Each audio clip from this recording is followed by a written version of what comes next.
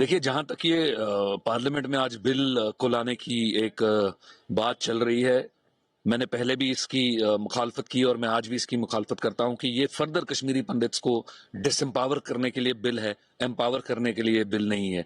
ये जो नॉमिनेशन का तरीका सरकार ने चुना है कश्मीरी पंडित्स को असेंबली में भेजने का, मैं समझता हूं कि ये कश्मीरी पंडितों को और कश्मीरी मुसलमानों को जो 1990 के बाद माइग्रेशन के बाद एक दूरी है, उस दूरी को फर्दर और बढ़ाएगा।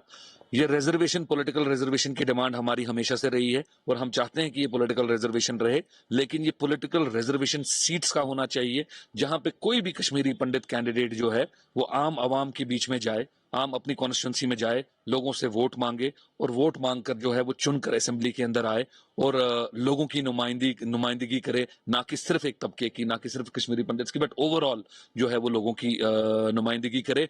इससे एक लार्जर प्लेटफॉर्म है, वो कैंडिडेट किसी भी तरीके से आए, वो चाहे पीडीपी के जरिए आए, एनसी के जरिए आए, बीजेपी के जरिए आए, कांग्रेस के जरिए आए, बट लेकिन आना इलेक्शन के प्रोसेस से चाहिए। आप सीटें रिजर्व कीजिए, बट आना इलेक्शन के प्रोसेस से चाहिए, सिलेक्शन के प्रोसेस से वो ये नहीं आना चाहिए, क्योंकि ये मैं मानता हूं कि एक सेंस ऑफ सिक्योरिटी देगा एक लार्जर कम्युनिटी को। जब एक इलेक्शन के प्रोसेस से जब एक कैंडिडेट बनकर वो लोगों के बीच में जाएंगे, वोट मांगेंगे, तो मैं समझता हूं कि वो एक कॉन्फिडेंस एक कैंडिडेट को देगा और लार्जर कम्युनिटी को कॉन्फिडेंस देगा अपने रिटर्न और रिहेबिलिटेशन के लिए।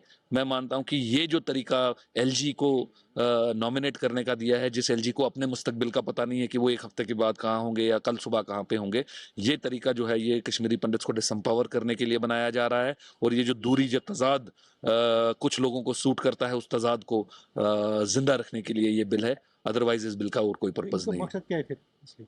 मैं बता रहा हूं ये फर्दर डिसएम्पावरमेंट है, खाली ये एक दिखाने के दूर के डोल सुहावने हैं। ये एम्पावरमेंट की कहीं पे बात ही नहीं है, ये ताकत देने की कहीं बात ही नहीं है। ये सिर्फ खाना पूर्ति की बात है कि चलिए फिलहाल के लिए हम इनको नॉमिनेशन के जरिए भेज देंगे। वो किसको नॉमिनेट करेंगे ये आपको पता ही नहीं है, क्योंकि वो इंसान उस क्रेडिबल है, वो लायक, उस लायक है असेंबली में, कि वो उस लायक है कि वो लोगों की रिप्रेजेंटेशन करे, वो उस लायक है कि वो लोगों की तर्जुमानी करे। किसी चीज़ के ऊपर इसमें आपकी गारंटी नहीं। तो इसलिए ये जो है ये सिर्फ लोगों की आंखों के अंदर मिट्टी डालने का बिल है और कुछ भी नहीं।